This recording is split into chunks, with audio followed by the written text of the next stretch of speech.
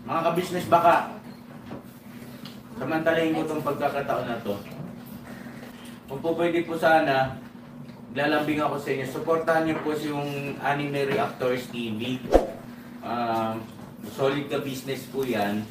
Tapos ano po kasi siya, bedridden na po, mga ka-business. So sa pamamagitan ng pagbablog, awa ng Diyos nga, na-monetize na siya. Nagkakaroon siya ng kaunting revenue. Kaya maliliit lang kasi yung views niya. Baka pwede po suportahan natin si Anime Reactors TV. Yan. Pero bedridden na po siya. Kaya mapapansin nyo yung at least na mukha niya, pinapakita niya. Cartoon character. Suportahan po natin yan, Anime Reactors TV.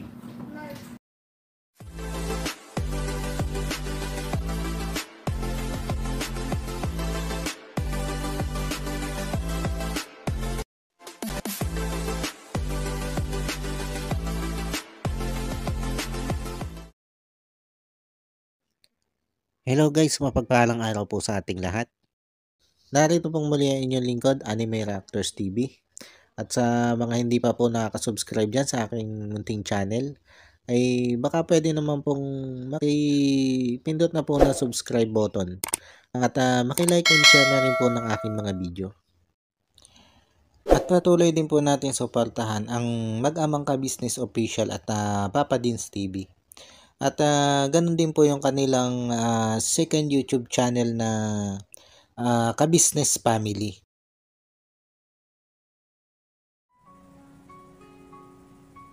Ngayon, panibagong araw, panibagong reaction ulit po tayo mga ka-business, mga kapapi. At for today's video po ay gawin po natin na reaction. Ito naging pagpapasahod nito si Papa Dins dito sa kanyang team. Dito nga po kay Tangkad, Kenneth at Bornok. At yun nga po mga ka-business, mga kapapi. Tatatlo na nga lang po itong papasahodi ni Papa Dins dahil nga itong si Cyclops po ay hindi na nga ulit po pumasok simula nung bigyan ito ng disciplinary action ni ka-business na sinuspindi nga po ng 2 linggo. Pero yun nga po, tapos ng kanyang pagkakasuspinde ay hanggang sa ngayon nga po ay hindi pa rin pumapasok itong si Cyclops.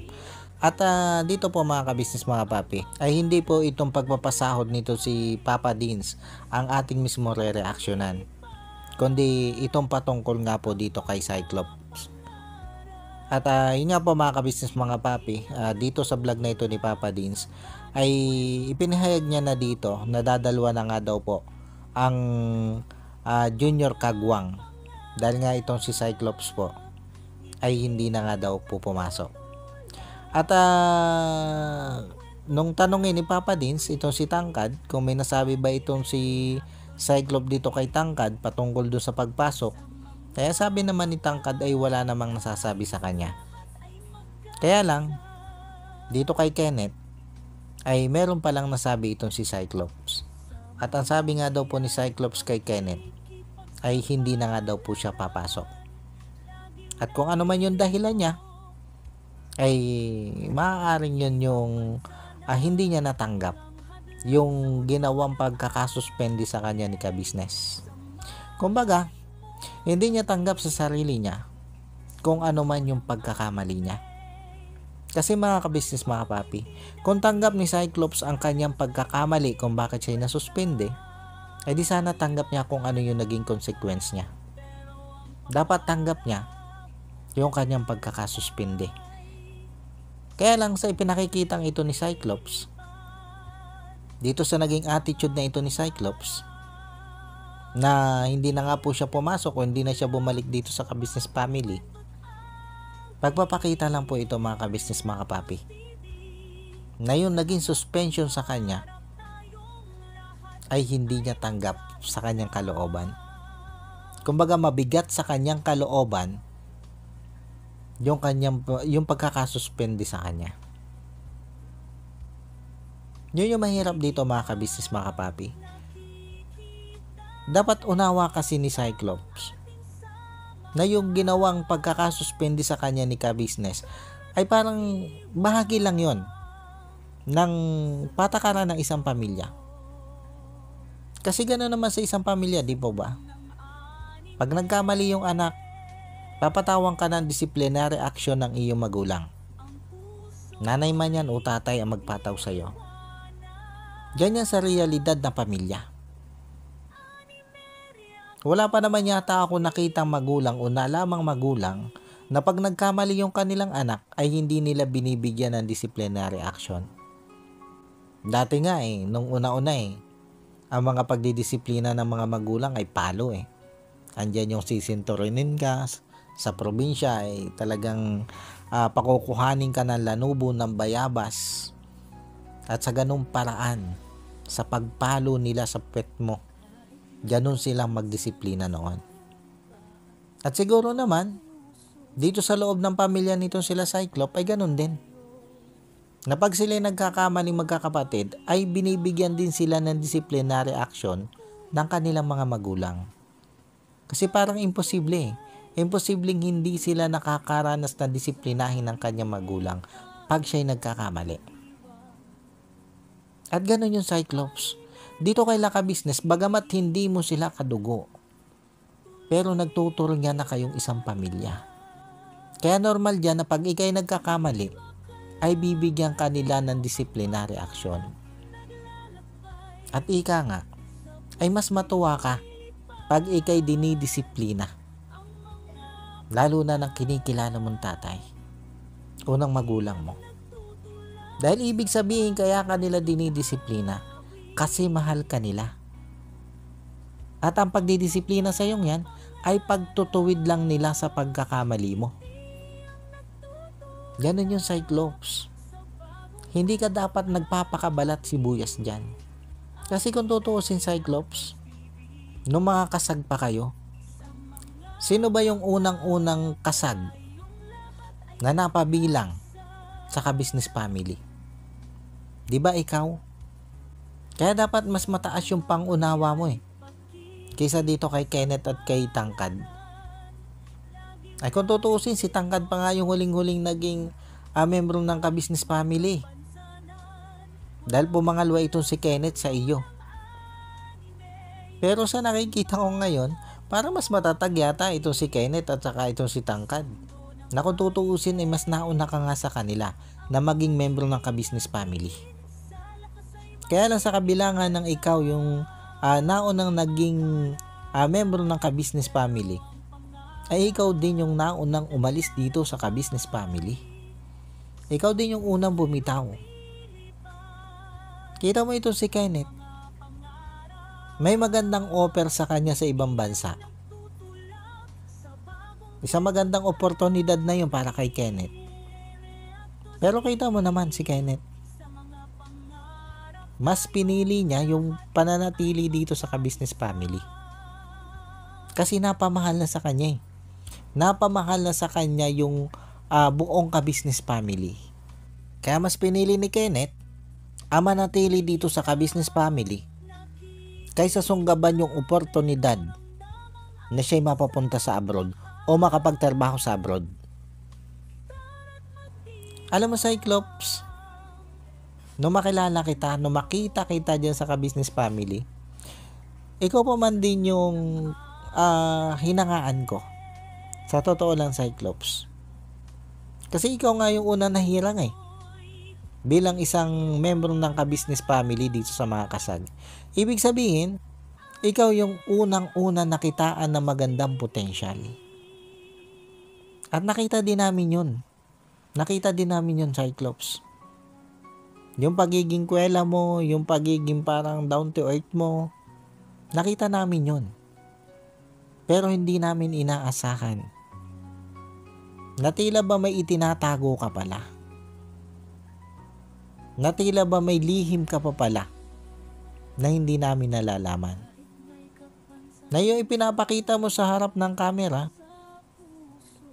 ay meron pa palang kakaiba doon. At yan na nga yan, yung pagiging balat sibuyas mo.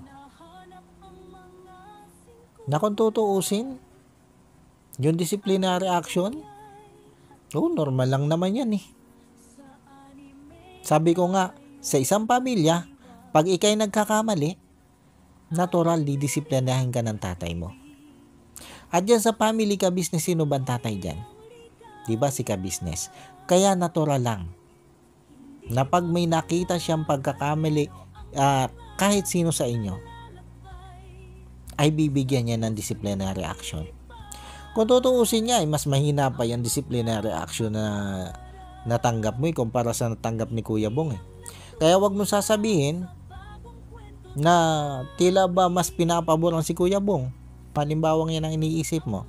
Hindi ko naman sinasabi na yan yung nasa isip mo. Pero kung may iniisip kang ganyan, ay makikita mo naman kung gaano kapatas si ka-business magbigay ng disciplinary action. Si Kuya Bong, binigyan niya ng disciplinary action ni ka-business. Matindi yun. Dahil ipinakulong niya sa barangay si Kuya Bong. Dahil doon sa pagkakamali ni Kuya Bong. Bagamat maraming beses na pinagbigyan ni ka-business itong si Kuya Bong doon sa kanyang mga pagkakamali, dahil nga sa katangian ni Kuya Bong, alam naman nating lahat kung ano yung katangian ni Kuya Bong eh. Lalo na yung mentalidad ni Kuya Bong. Hindi natin pwedeng ituring yan na katulad natin. Pero bagamat ganun si Kuya Bong, nung masagad sila ka-business sa ginagawang pagkakamali ni Kuya Bong, ipinakulong nila si Kuya Bong. Yun yung ginawang disciplinary action ni ka-business. Kaya doon sa iba na nagsasabi na si ka-business ay may pinapaboran, sa tingin ko po wala. Yan yung nakikita ko. Walang pinapaboran si ka-business. Maging yung mga datihan na niyang kagwang, pag nagkakamali yan, pinagsasabihan niya ni ka-business. Bagamat wala pa siyang nasuspinde, katulad dito sila Cyclop ni Kenneth, pero may mga disciplinary action siya ipinapataw dyan. Katulad halimbawa nito si Bay Papaya. Di ba winarningan na rin niya ni ka-business dati?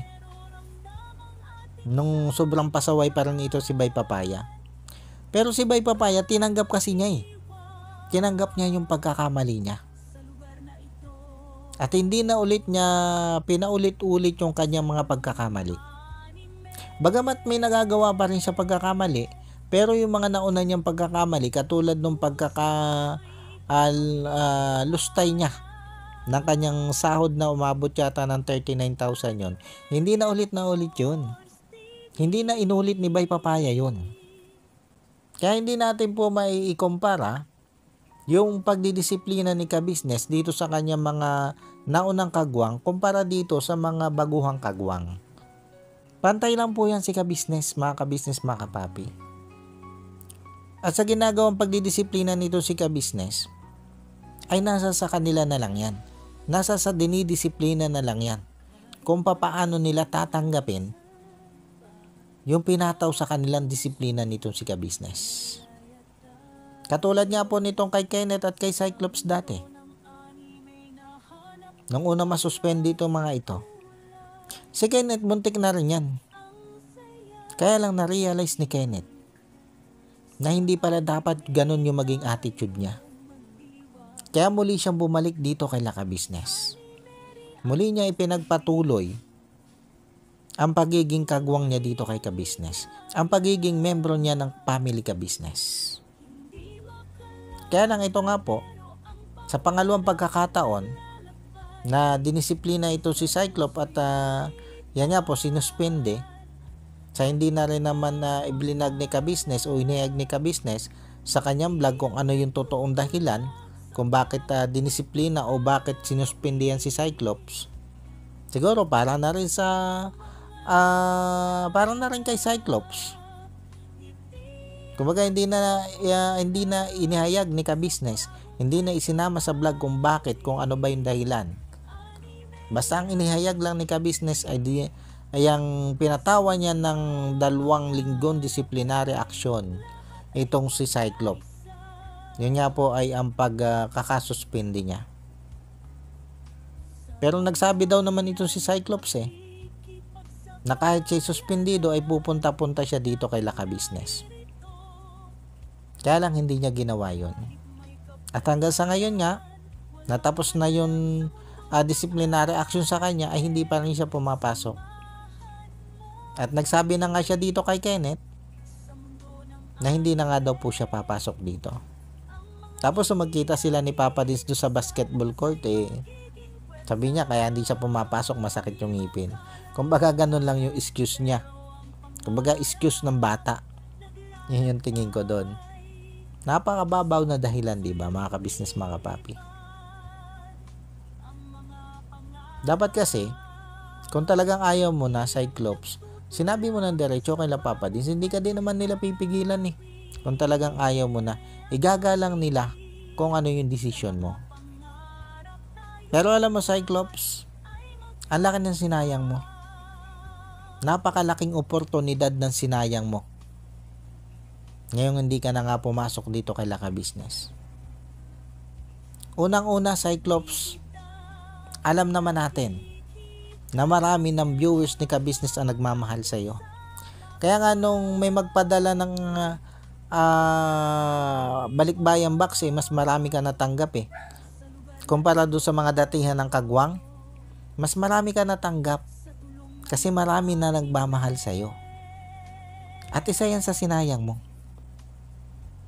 Tapos yung oportunidad pa na mas makilala ka at balang araw ay magkaroon ka ng YouTube channel, isa yun sa sinayang mo, Cyclops.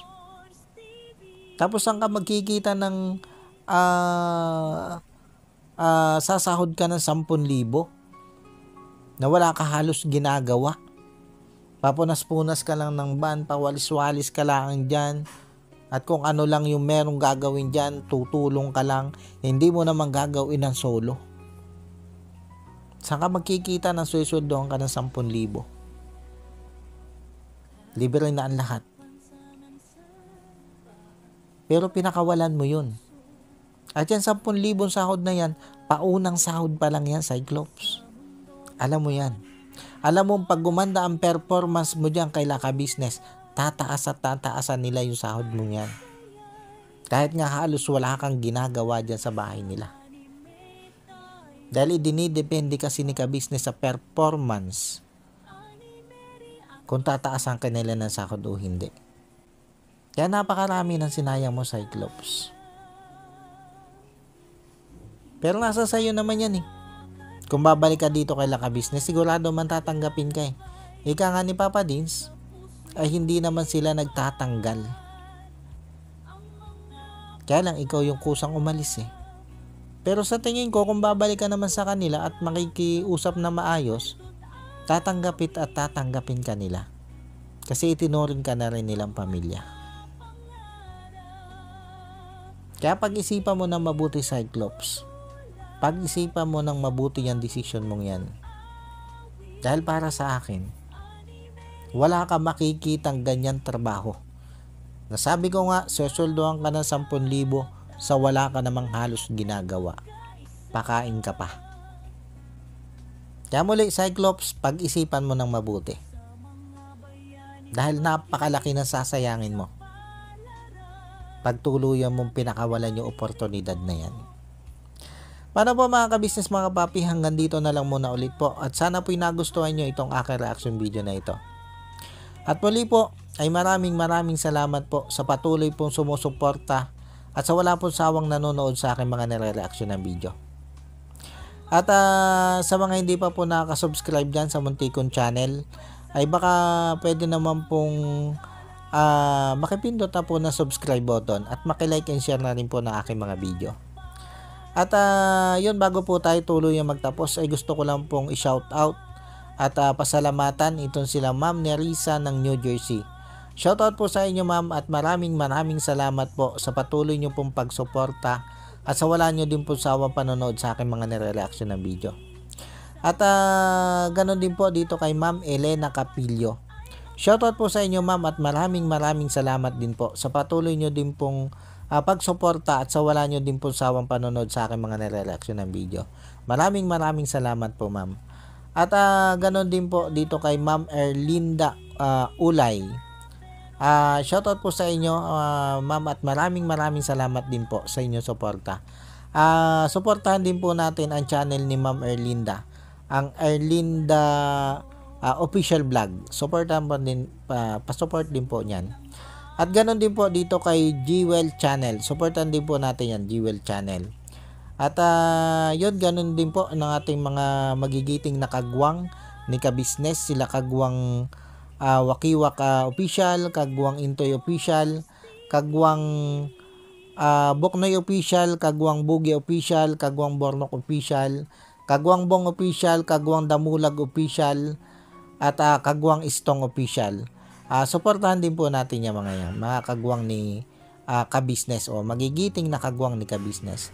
At syempre ganoon din po ang aking mga kasamang reaktor na sila Taong Gala, Kalingap Turak, Katangay PLC, Mamplers Channel, ang MK Inday Okray TV, Annalisa Reality Vlog, Alminda Mix Vlog, at Joyce 27 TV.